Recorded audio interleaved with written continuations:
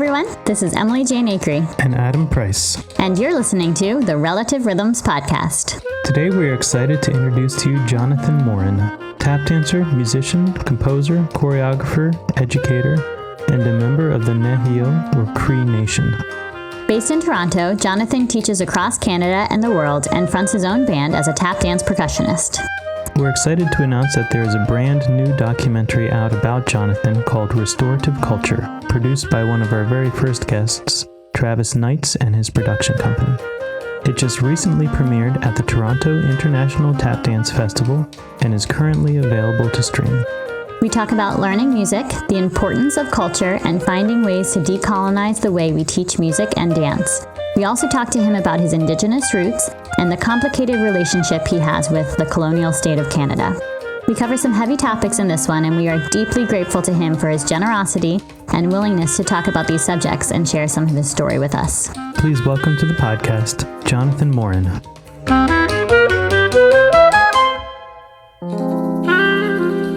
John, welcome to the podcast. Thanks for having me. So we usually start our conversations asking our guests how they first came to their art form and kind of how they decided to pursue it as a career. Yeah, I grew up just dancing in general. Like I was just kind of like a pretty energetic kid. And so my foster family at the time was just looking for something to put me in, something to like, you know, use my energy and get the output out. And so they tried a few things. They tried sports and like soccer. I remember they put me in soccer, and not apparently, I vaguely remember this, but like someone was tugging on like my jersey, and I was like, I don't know, like 5 or 6 or 7. I don't know, I was pretty young. And someone was like tugging on my jersey while I was trying to run and get the ball. So I like turned around, and as I turned around, like I like my elbow kind of came up, but not because I was like trying to like, you know, smoke the kid, but just because like, you know, like you're like, what are you doing type thing. But I hit the kid in the face, and he started bleeding everywhere. And the ref called like the whistle, gave me a card. I got kicked out of the game, and it was just like this huge thing. And I was just like a little 6-year-old, 7-year-old kid just trying to like defend my honor. Like, you know, it was just really funny. So well, it wasn't actually funny because I got kicked out of the game, and then yeah, I never played organized soccer ever again after that. That was it. That was enough for you. That was your career. That was my soccer career. But so yeah, they thought that maybe that wasn't the right play. Somehow we got to dancing. I know how we got to dancing. I saw someone dance. I saw a dancer named Shea Kubler, who was like a really great, well-rounded, like he was good at everything, tap, hip-hop, contemporary, jazz. When I saw him, and he's still great at everything. But I saw him dance, and I was like, I want to do that. Like he was just so phenomenal. And so that's kind of how I got into the dance, and I started hip-hop dancing. That's what I wanted to be the best hip-hop dancer the world had ever seen. And then a couple years into it, the studio that I was at, they wanted me to expand and like learn other dance forms. So they put me in tap. That was the next thing they put me in. I liked it. I wasn't like, this is the best. Like, it wasn't like a mind-blowing thing. I really developed the love for it a little bit later. But I loved dancing though. Like that was the one thing I did really love. Like when music played, I just naturally danced.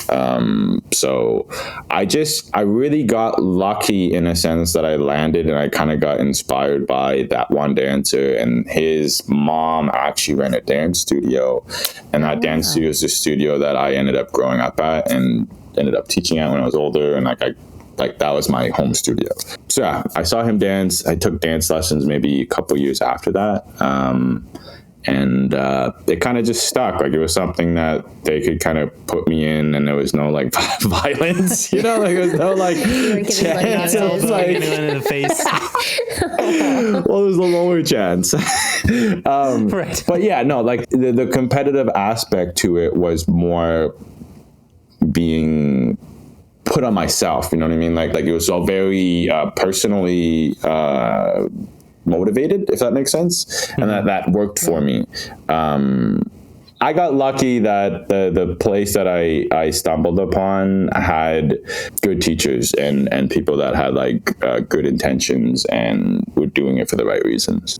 And yeah, I just fell in love with the dance. Like I would say my first time I really fell in love with the dance, my teacher at the time, Barbara Vargas, she was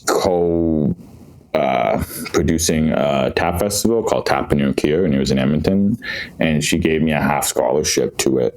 And so it was the first time I got to take, like, how do I say this without sounding say it that way?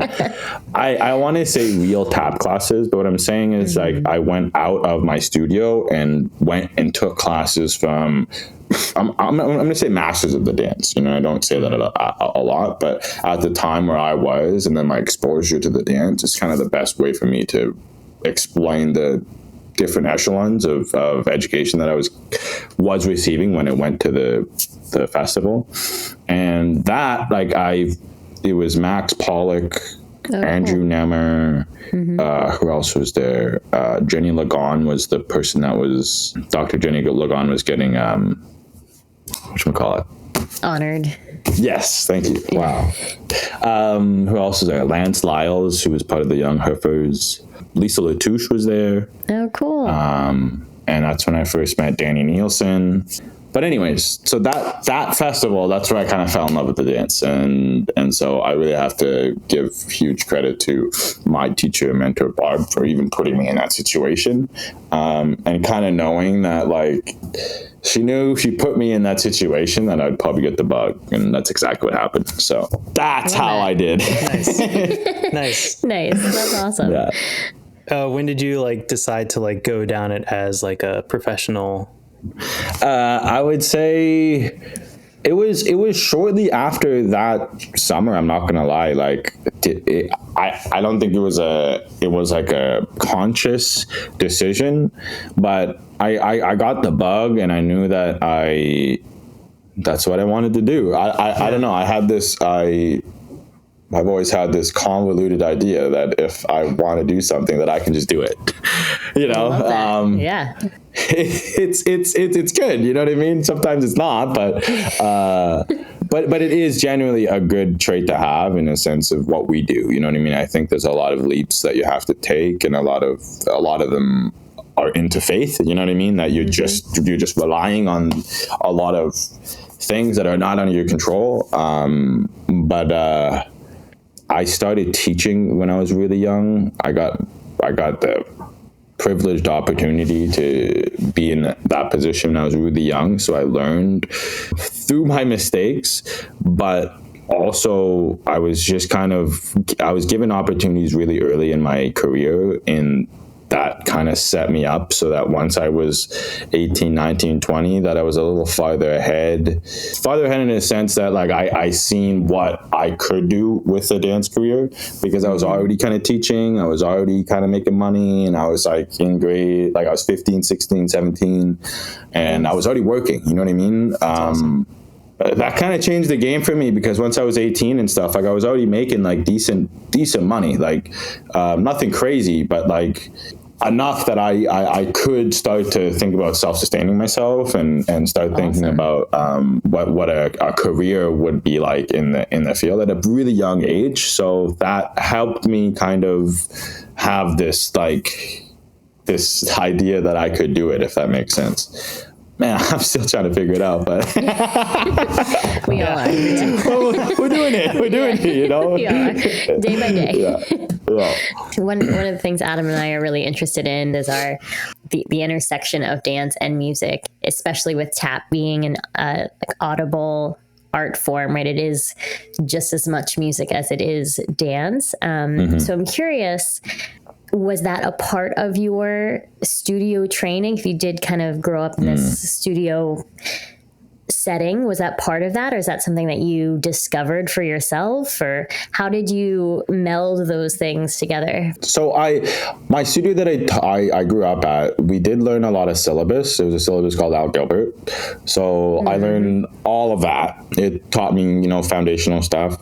Whether it is teaching the foundations correctly all the time is up for debate, but it does work in some senses, and there's some things I don't agree with. But besides the point, my studio, it wasn't really like, it was a dance studio.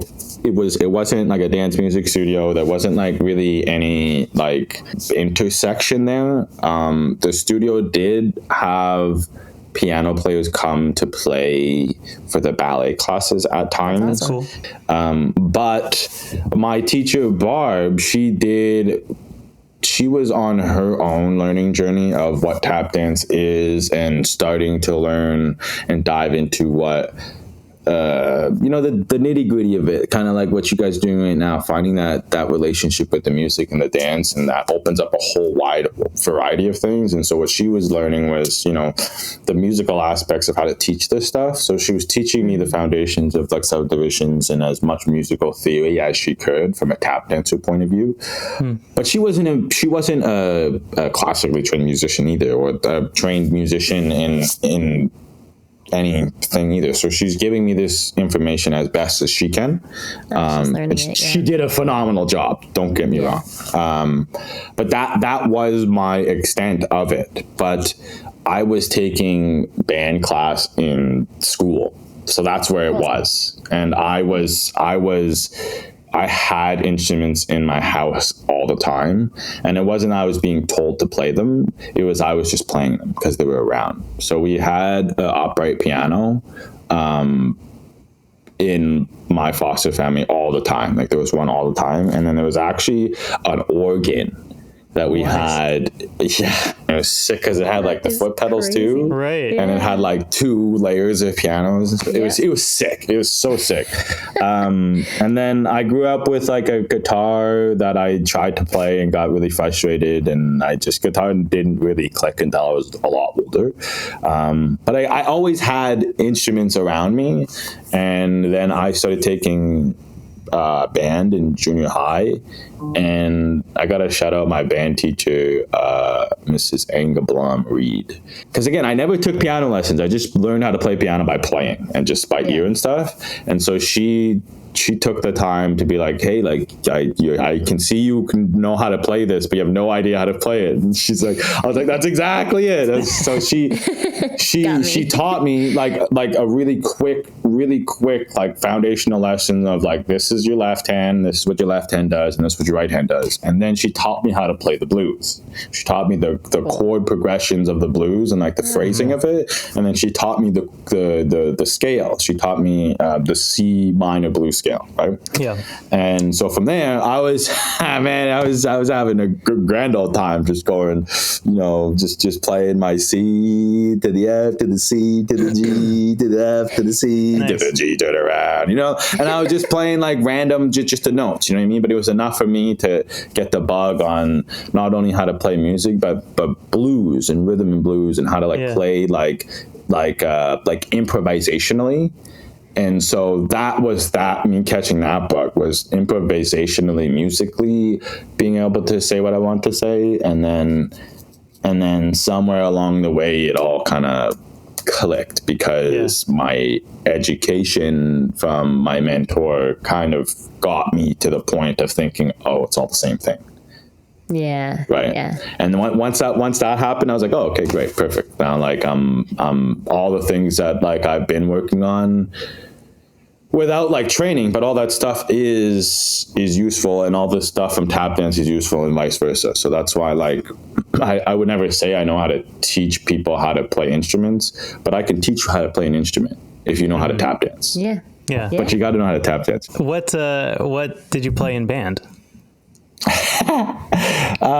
In my actual band, I played flute because because I wanted to play sax like every other dude, and the problem was my homie Jason Clark at the time, he already had a sax. So they were like, oh, well, he'll be the alto sax. And then, so we don't need another alto sax. So I was like, well, that sucks. And then, so when we went through like the process of like trying to like test all the instruments, I was like one of the only people that could actually play the flute, that could actually get a sound out of it. Yeah. And then I just ended up learning the flute, and ended up being really good at it. And but the worst part about the whole story is that homie Jason quit the next year. Oh no. I was like, Jason, you're killing me, man. So anyways, yeah, I learned the flute, but awesome. in jazz band, I played the piano. Again, like my teacher was like, just play what sounds good. So we'd be playing like these songs, and she would just like let me just go on the piano and then just like noodle during like all of practice. And then if something like was really, really bad, she'd be like, just don't play this note. Don't ever play this note. I'm like, oh, okay, sounds good. Sounds good. But that's the basis of like music at the end of the day, right? It's like sure. There's notes that you should or are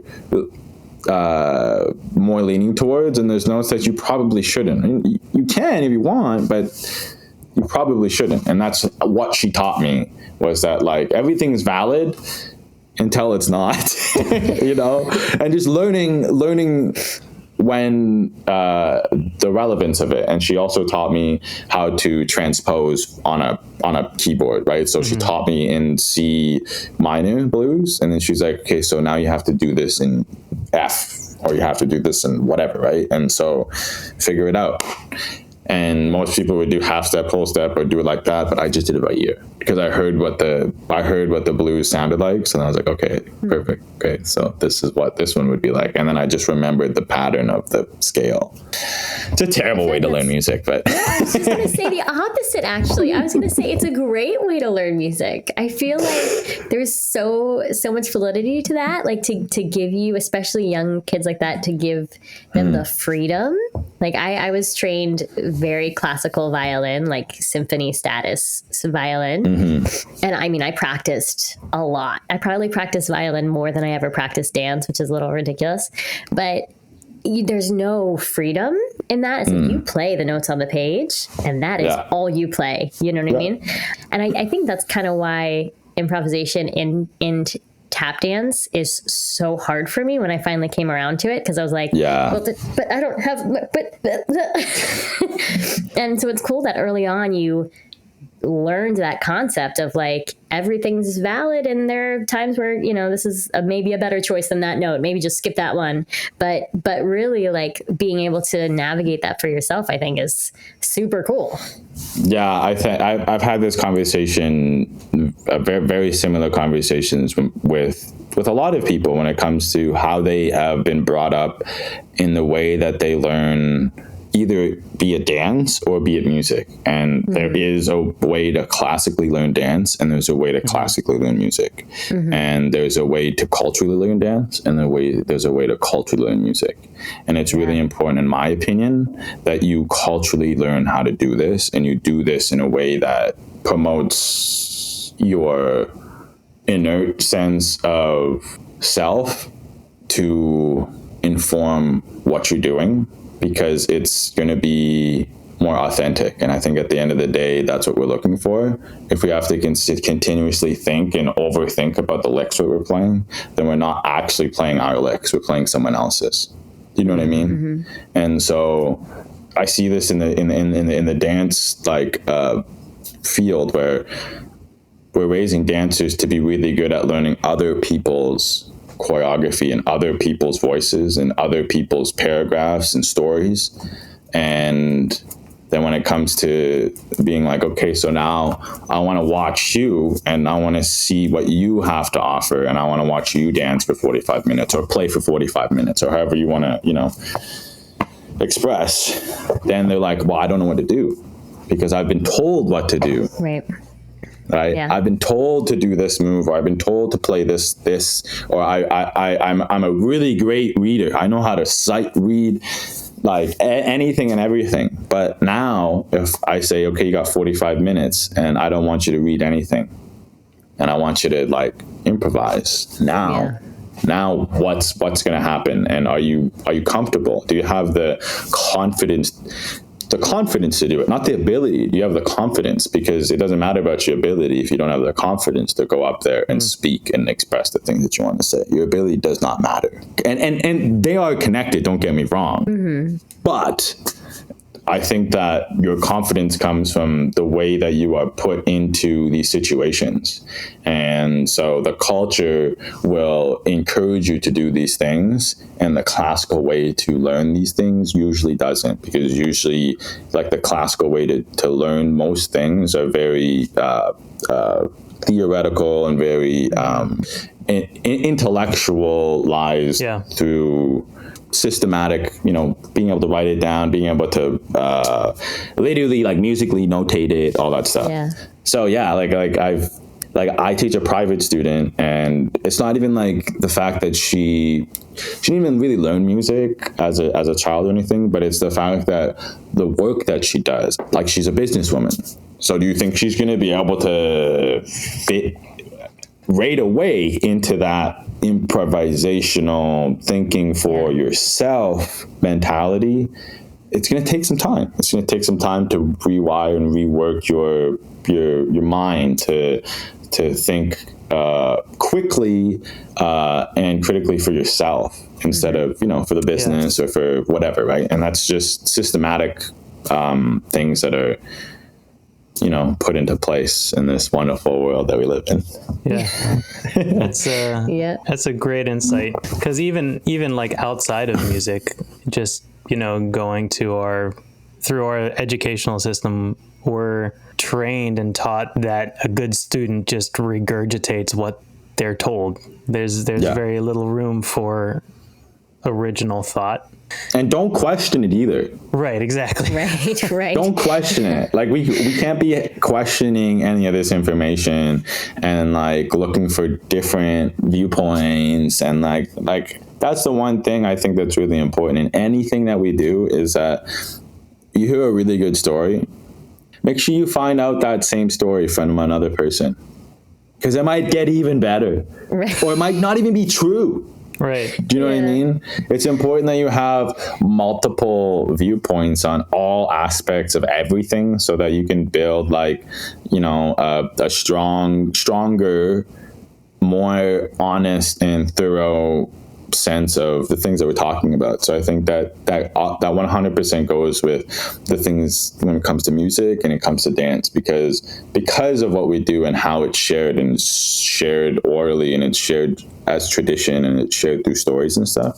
It's challenging, right? Because like Adam was saying, right, we're used to like an education system for the most part that's very structured, and you don't ask questions, like you said, Johnny. And I'm wondering if you have any thoughts as an educator now, how do you lead students to coming at it from a maybe more of a cultural perspective, and asking questions and coming at it from all sides, getting multiple stories and multiple, experiences to create their own. Do you have any thoughts about that, or ways you encourage that in your teaching? Yeah, I think it's just a matter of where you get your information, right? If you keep on going to the same well for the same water, then it's going to taste the same. Mm-hmm. Yeah. You know what I mean? So with that being said, though, I think it's also important that you gravitate towards the people that resonate with you. So it's a line, you know what I mean? I think that's important that you, as a dancer, when you're exposing yourself to this form, I think it's important that there's a period of discovering what this dance is, and then there's a period of discovering what the dance, like where you fit and where the dance fits inside of your life, and how those relationships from both sides can work. I think that traditionally, well, I shouldn't say traditionally, I should just say that right now it seems that a lot of the entry points of people learning how to tap dance is in dance studio settings. Younger kids, that's usually when they're entering their access to the dance, is when they're like 5, 6, 7, 8, 9, 10, 11, 12-ish, and by then they've already learned, like they've been exposed to the dance, and they get to decide if they want to keep on going. And then by the time they're 18, 19, they're deciding what they want to do with their life. And, I think it's important that we give that same opportunity, those same spaces for everybody at all age points, because yeah, I mean, that's what equality and equity and all those things are all about, diversity, and that's what the dance is about, you know what I mean? So I think that anybody coming into this form should be able to have access to, and to be able to get what they want and what they need out of this form. And I think they can. It's just a matter of surrounding yourself with people that are going to be able to advocate for you when you're not able to, you know what I mean? At the beginning, it's going to be tough for you to be able to choose what classes make sense for you, or to be with the people that are going to help you for the things that you need, because you just don't know, you know what I mean? That's a sense that happens to everybody. It's all good, you know what I mean? Do you have someone that can say, hey, like, I think that Adam, as a tap dancer, okay, I think that you need to work on your left side because it's really sloppy.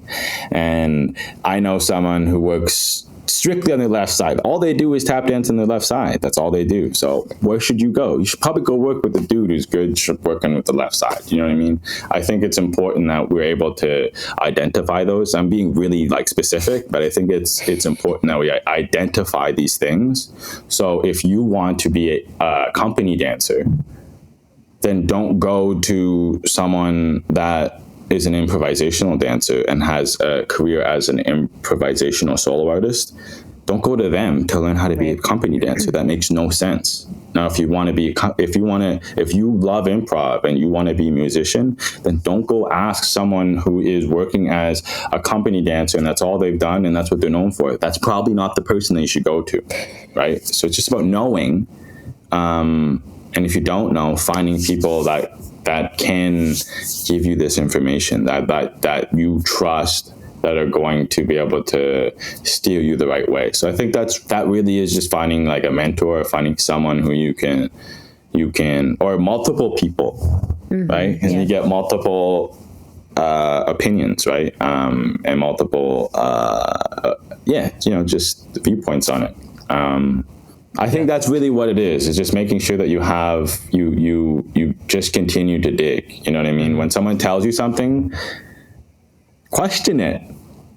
When someone tells you a story, is well, why do you think that? Or who did you hear that from? Because you're digging for more information, and that's the whole point. The whole point is that we're digging for the truth, right? And if we stop digging, then the truth will never be unveiled. Yeah. So that's why I guess the way I am is because I think it's important that when we take class and we learn this stuff, we don't just learn it just because they're giving it to us. You know, my teacher, she really instilled this when I was younger, when I was trying to learn how to teach. So she would take my class, and then after every single thing that I would teach, she would like, so why are you doing this? Why? What's the point of this? Why are you doing this? Why are you spending time in this class working on this? What's the point? And it's just important that you know why. Yeah. That's what I learned, right? It's like when I was younger, I was like, oh, she's just on my case, blah, blah, blah. No, the whole point is just make sure that when someone asks you, that you can give them a response that you can stand on 10 toes and be proud of, and that you can give them the information. So now when I teach, everything that I teach has a purpose. It can literally be, our purpose is just to have fun today. So we're going to do this silly thing, and that's fine. But at least I have that intention, and I know, and I'm identifying what the room needs, and then I'm doing as such, instead of just walking into the room and just teaching a class because this is a prepackaged class that I have, and I'm just gonna ring it in. That doesn't really make sense to me. Some people might be like, yeah, but you're not coming in prepared. But I am prepared, because I'm prepared to change to what the class needs. To answer your question, figure out why you're in the room, and figure out why you're in the room specifically learning from that person. I would say that would be my best order of business. Just figure out who you want to work with and figure out what you want to learn from those people. Because there's a lot to do. There's a lot to do as a tap dancer and as musicians. So like, don't waste your time and don't waste other people's times. Like, don't walk up to Savion and be like, hey, can you teach me how to start a pre-professional tap dance program? Like, he's going to be like, go away. You know what I mean? You know what I mean? Like, it doesn't make sense. It doesn't make sense. But there's people that you can walk up to and have this conversation, and they will 100% be able to give you everything that you need. It's just about knowing who. That's the key, is figuring out who and why. And there's a lot of research and there's a lot of, conversations to be had. And I think that's the whole point. It's supposed to be a journey. It's supposed to be a process, and the digging and all that stuff. Again, it's all part of it.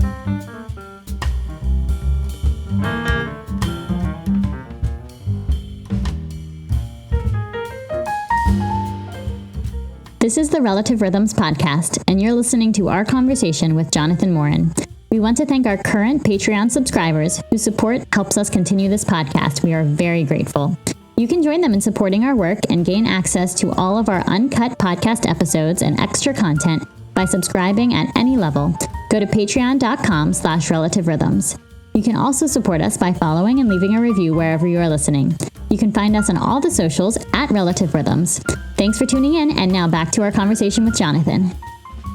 Yeah, that takes a lot of self-awareness to be able to, as a student, we're all students here, to be able to look at yourself and see what your shortcomings are, or even know what you want to pursue, or that there are other things that you are able to pursue within your art form.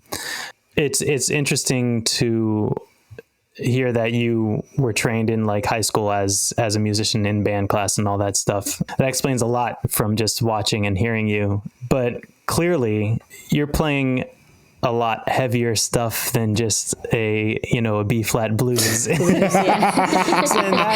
that took a lot of, I'm assuming, self-awareness and self-continued study. How did you come to the music side of it and have the self-awareness of, I need to learn some Charlie Parker heads? And how did you even where do you learn that as a tap dancer anymore? Certainly not in a studio setting, right?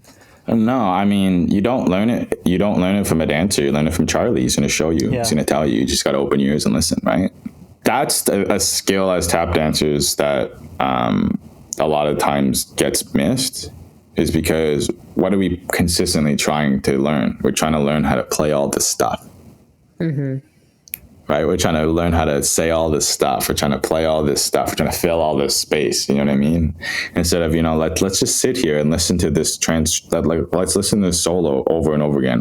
We're not going to play anything. We're just going to listen. And we're just going to listen to how he plays it, so that when we are going to put anything to the floor, that it's specific, that it's not just rhythmical, it's melodic and rhythmical all at the same time. And that's I think is what has, at least for me, that's what's taught me my musicianship and my clarity and my specificness, is listening to Oscar and the way that he plays, and then not lifting note for note, but lifting tone for tone. Right. And so when he's playing high notes, that we're playing high, and we're holding ourselves, the best way I can explain it is holding ourselves so our sounds hit higher registers. And then when they're playing low bass lines, or the melody comes down, or we're going, just the sounds are mid or low, then my body is also going to mimic those things, because I want my sound to mimic those things, and I want my weight and my feet to create the melodies, you know what I mean? And I think that the things that these musicians leave us are these songs and these lessons inside of the tunes that we will have for eternity. I would say a lot of, to go back to your question and then to come back, it was a lot of me just wanting to know more information. like you said, like I started off at my C minor blues. That was it. And that's all I played. And then it wasn't enough at a certain point in my life. I just was like, this isn't enough information, or this isn't enough. Like, I need to hear more. And so that coincided with me also moving in with a jazz, like, piano player / guitar player. Nice. So I kind of got a little bit of, you know, like unofficial lessons ish. Yeah. But I would say when I started learning my chord progressions, that really changed a lot for me. Like just basic, like four chord progressions, that was cool and everything. But when I started figuring out how to play like changes, that really changed the game for me, because it teaches you phrases, or it teaches you phrasing through the way you hear things tonally, if that makes sense. And so now when I'm improvising, I'm not improvising with just, I'm hearing what I want to play. If I'm playing a blues, I'm not hearing just my tap rhythms. I'm hearing it as it goes through the changes, and I'm hearing the things that I want to play, if that makes sense. Like, I'm like, I can emote these things with my mouth. Like, I can sing the things that I'm trying to say. Yeah. And because of that, I have so much more information, because I'm hearing tone, or I'm hearing I can't make my tap ring at a C, you know what I mean? I can't do that. Right. But what I can do is is it a high C? Is it a mid C? Is it a low C? And what's my next note? And what is in relation to the C, and like, how is that going to change how I'm going to play it and stuff? So all those things is very, very conscious and built in, whether it's like I'm actually thinking about it or it's subconscious.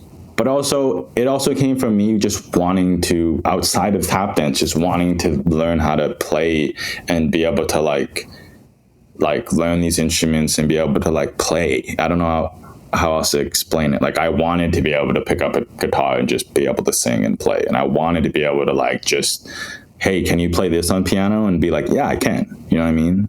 And then I started learning how to like create my own versions of songs. And then I started learning, that got me into like creating my own arrangements, kind of. And so when I was learning arrangements in tap dance, I was also learning arranging in my own musical like process and all that stuff. And when I was learning odd meter times, I was doing it all at the same time. So when I'm learning odd meters in tap dance, I'm playing my chord progressions, whether it just be like a 4-chord easy like pop tune, but I'm playing it in odd meters, you know what I mean? So so that's one thing I always ask my students when they first learn is I say, do you play anything? Like, do you play any instruments? Do you sing? Do you do anything? Because I'm just like, I'm hoping and praying that they do, because it becomes so much easier to teach the thing. And if they don't, then I'm like, please learn something, like anything. And if you don't, then understand that you're going to learn it here. Yeah. You know what I mean? Like, you're either going to learn the musical components and the theory in music class, or you're going to learn it here. Yeah. And so that's why I'm like, please learn something, because if you're learning, especially at the same time, it's, in my opinion, that's the best. It's the best to be learning an instrument and an instrument at the same time. You know what I mean? Because then you have comparative knowledge that you can, comparative knowledge, period. You have comparative knowledge. And that's going to help, right? That's definitely going to help. Was there a point in your like process that you realized, oh, I can do this on taps, like I can be a musician on tap? Or did you like see a video of Jimmy Slide and it's like, oh, that's what I want to do? You know, was there a moment that you were like, light bulb moment? Right. Yeah. Light bulb moment. I mean, like, obviously, like when you see people do it with like musicians and stuff, it's like the whole thing, you know what I mean? Sure. But I think that this is probably the same for most people. It's just the first time you do it type thing. You know, the first time you're asked, or the first time you're put in that situation where like you're tap dancing and someone's playing music and you're doing it together, and it goes better than completely horrible, then then that's when you get die. right. You know, like no one gets hurt. Then that's usually when like No the one bug gets a happens. bloody That's nose usually from someone's elbow. yeah, exactly. It's my course. Oh my god. All the horn players just terrified to play. Right. Oh my god. But yeah, I mean, I remember there was a few times like the first time I just played with a musician, I was with some singer-songwriters. It was funny. We did a talent show called Northern Star Talent Search. And so the one year I ended up getting second, which was cool, you know, like second's cool. It's great. And casually, like I was competing against this duet, these singer-songwriters, and we had been competing against each other for years. But there was the next year, we both didn't place. And this was the year after I got second. So I was like, okay, I'm going to get me a nice costume, going to look fly, going to go in there, do my best, hopefully get first, you know, and, you know, it was my last year I could do it because it was like an age limit. So I was like, okay, good. And so I didn't place, they didn't place. No. We were both like real mad. Like we were both just like kind of like just salty, you know what I mean? Right. So we were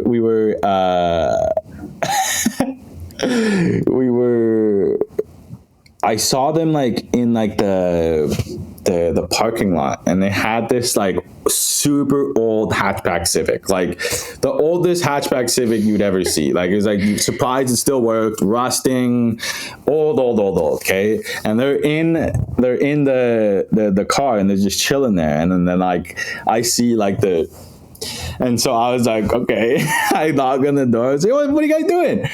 And they're like, you know, we're just, you know, smoking away our sorrows. You want to join? And I was like, sure. And this is like, we didn't really know each other other than the fact that we like competed against each other and whatever. But like, you know, the Mary Jane brought us together. And nice. And so we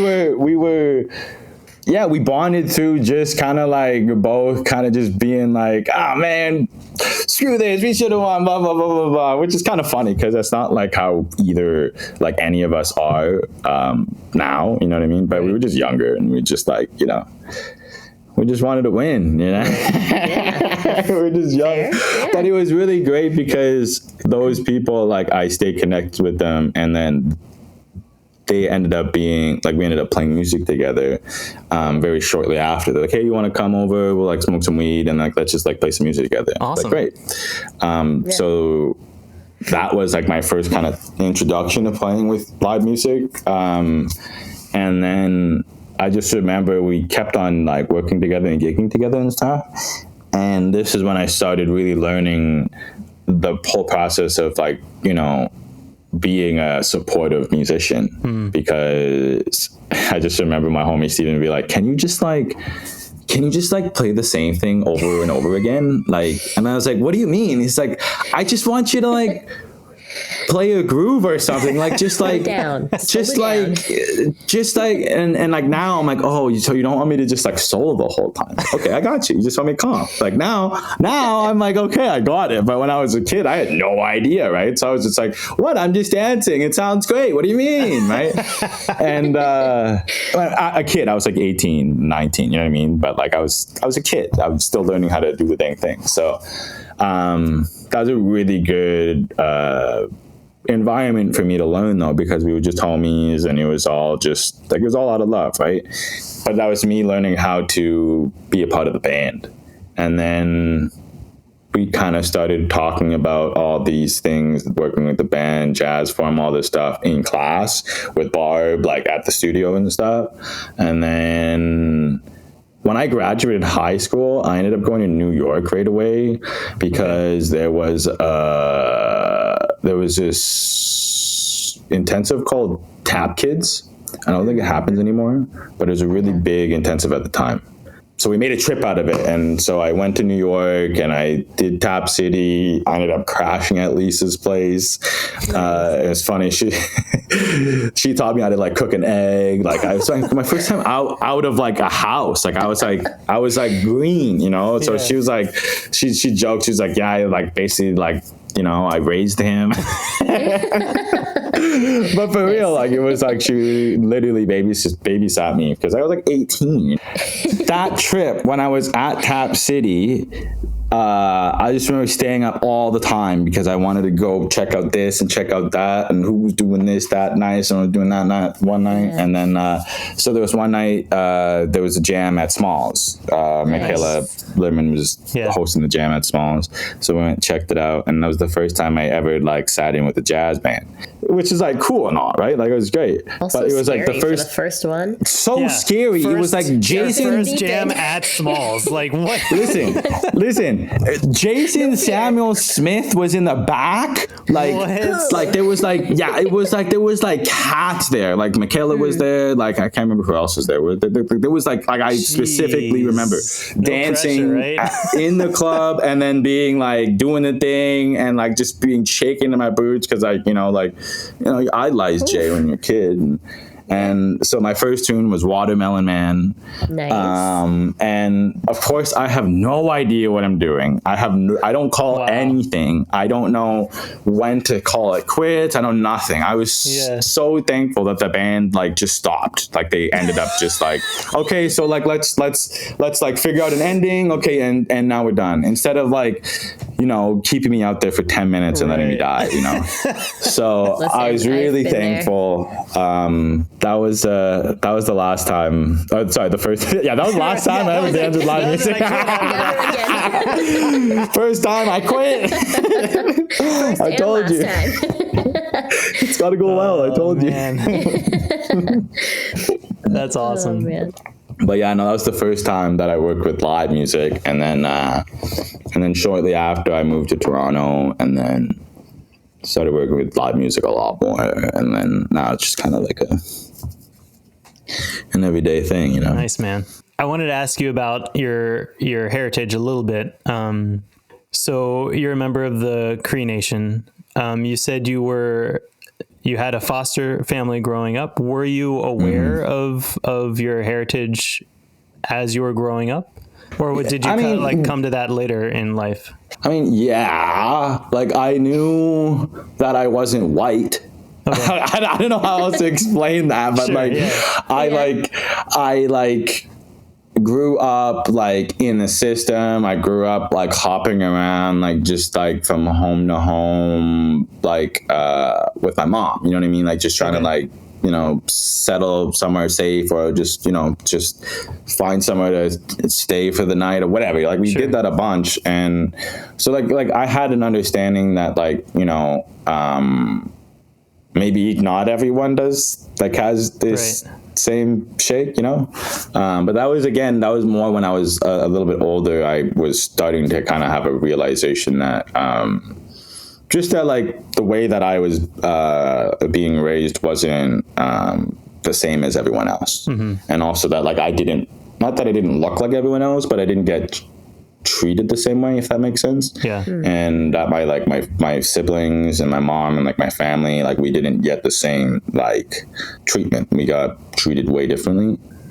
Like I don't know how to explain this. Like I always knew that I was Native, but I didn't come to the realization of the fact that like it is who I am type shit.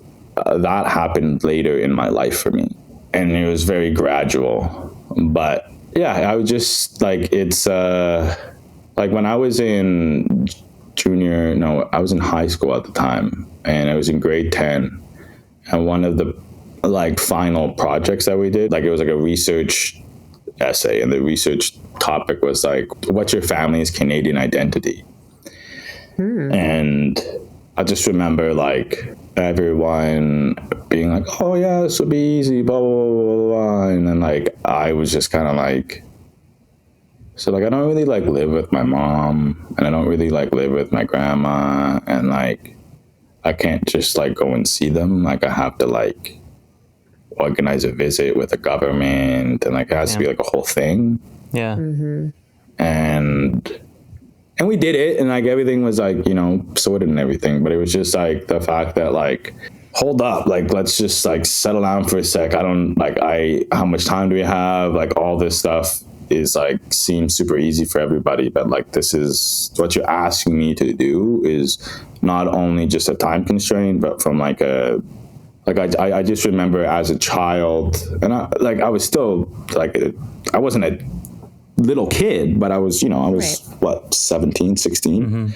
I just remember like feeling really like anxious, and it was really like there was a lot of pressure on me to have to go and have these like really weighted and difficult conversations with my mom and my grandma and stuff, and it was really emotional, really like difficult, and so for me, just kind of understanding and realizing like at that point, that was a really like pivotal moment for me to kind of understand that, like, not in the sense of like I've had a shitty shake for me, but more like this is the truth of the country that we live in, and how easily it is to just kind of forget of everything that happened and everything. And obviously the teacher's not doing this project on purpose to like, bring up, hate or hurt or anything like that, you know what I mean? But it's just,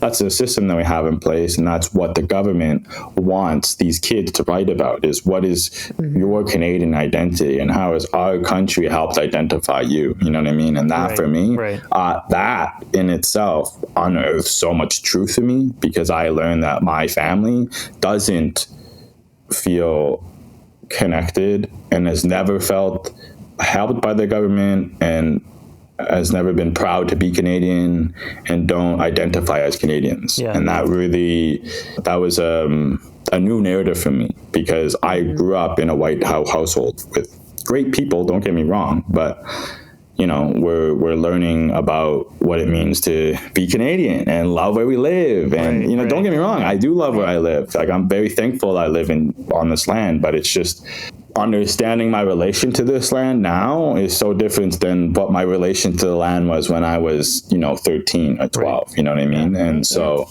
it's just, it's a process that like, will take my whole life. I think it's a process that everyone kind of at some point should go down, especially if like the things we're talking about, we think is about like the way we educate the dance, the way that we like pass this art form down and stuff. Like, we're all talking about the same stuff. We're talking about decolonizing the way that we approach the form and the way we approach life. And when everyone understands and realizes that decolonization will help everybody that's involved, not just the people that it's screwed over for decades and hundreds and thousands of years. When that happens, then we can start making some serious change. I think slowly but surely that we can get there. It's just a matter of having honest and difficult conversations and really looking at how, and listen, it's not just like I'm just saying this, but this is me too, seeing how we all benefit from the constructs that society is built on, and figuring out how we can deconstruct and rebuild so that it can serve an entirety of people. The reason I'm asking is I know you have a complicated relationship with Canada and the colonial state and all of that and everything that comes with it. I'm wondering how being Indigenous, how that history and that culture and that heritage affects the way you approach tap dance, if at all. Oh, definitely. How does it not? I mean, I would say now more than ever. I've never like been so emotional as a tap dancer in my life than I have in like these last like 4 years that I've been really like digging and unearthing and searching for truth and honesty and knowledge about the history that's happened on this land. But I'll answer it this way. My friend Travis told me this, and it really like resonated with me. Once you put on the glasses, you can't really take them off. I think I just have a much clearer idea of why I lace up my shoes than I ever did. And I have a much clearer understanding of why I'm, like waking up and doing the things that I'm doing and stuff. And I think that we've done it this way for a very long time, and here we are. So I think that it doesn't hurt to, try it a different way. For me, it's getting harder for me to just put on my shoes and just like, put on a happy face and give them the old razzle dazzle and stuff. Like becomes a little bit harder and harder every day, just because of the things that are happening in my life and the things that are happening in the world. And so, yeah, I'm just kind of getting to the point in my life where I don't really care about having friends, and I just kind of care about talking about the things that are important. And if you still want to be my friend, that's great. But I think that we have so much power and weight behind our voices and stuff, and if we choose not to talk, then that's just as bad. I'm feeling that way with the dance too, is if I just kind of put on a little thing to put on a little thing, then I'm just contributing to the big thing. So figuring out how I can contribute to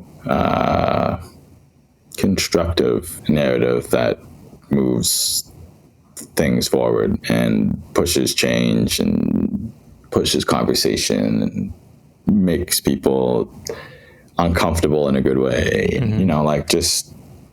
The way that the dance makes me uncomfortable when I feel inadequate, you know what I mean? And I want to get better. The uncomfortableness of like knowing that I can be better, knowing that I could have done better, and having conversations about how I can be better and how I wasn't. You know what I mean? Like doing those things, having those conversations with friends, with family, with strangers, you know what I mean?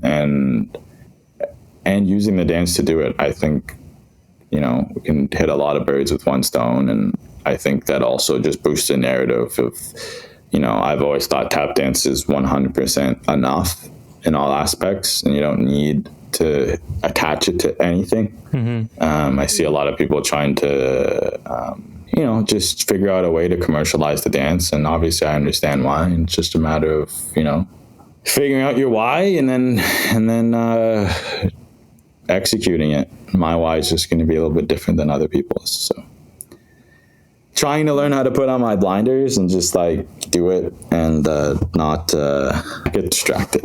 But yeah, I know that like I have a lot of audience that obviously isn't indigenous that follow me because of what I do. And I think that, if you like the things that I do, then I think that you should listen to the things that are important to me. You know what I mean? I think that's an important part about being supportive, and we miss that in everyday like celebrityisms, where we just support all these celebrities blindly. We don't actually line up with any of these people's values. So I think it's at least for me, it's a really great way to like weed out the people that I don't resonate with, right? Sure, and that's okay. That's fine. That's all good.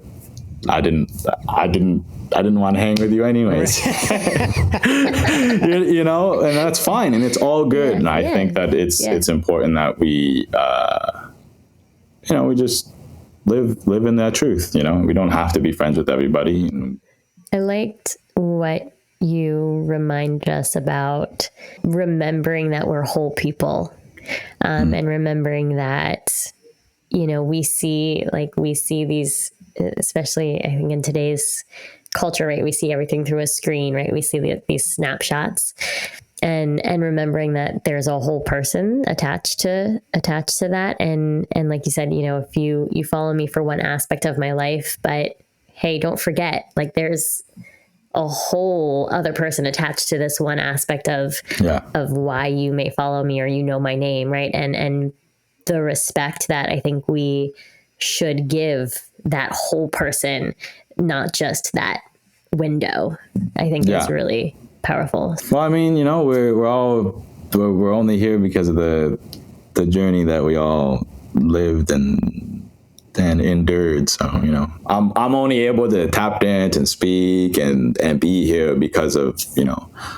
all the things, whether it be positive or negative, all the things that happened to me. So I don't know. I just think that, all the things that I'm talking about when it talks about like it's all relevant. Everything's relevant. And that's what I'm trying to get people to understand, is that a world where equality is actually what we're working towards. And when we are honest and when we can communicate what we don't like about each other and we can move forward, that's the world I want to live in. I want to live in a world where our children don't need to be afraid of existing. And I think that we have a really long way to go. And the world we're living in right now just is it's a stark reminder of the work that we need to do. It's good for us right now, but that can change in moments. Yeah. And so that's why I hope that, if we were to ever be in situations of dire need or dire help, that other people would want to help us. And people wanting to help us only would happen if we show the same thing, you know what I mean? Yeah. So Yep. Whew. Sorry guys, that took a dark turn. We went down it. It's good to, end with some powerful things to think about and take into our own practice. And when we pick up our instruments or put on our tap shoes, it's good to ask ourselves why and think about all of that stuff. Yeah. So appreciate it, Johnny. Yeah, man. No problem. Thank you so much for coming on. My pleasure.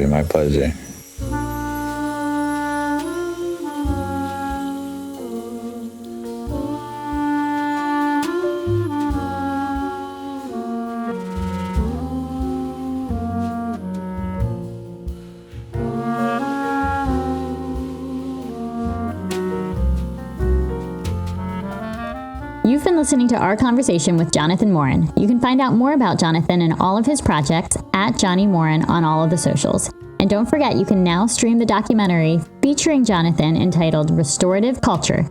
Visit taplovetour.com for more information about streaming. If you liked our conversation today, please follow us and leave a rating or review wherever you are listening. And if you'd like to support our work, you can do so on our Patreon, where we catalog our full uncut interviews. Our opening theme, For the Love of It, was composed by Adam. Our mid-roll music was Adam's tune, House Ghosts, and our outro music is his tune, Summer Thunder. Don't forget to follow us on all the socials at Relative Rhythms, and feel free to send us a message through our website, relativerhythms.com. Thank you for tuning in. See you next episode.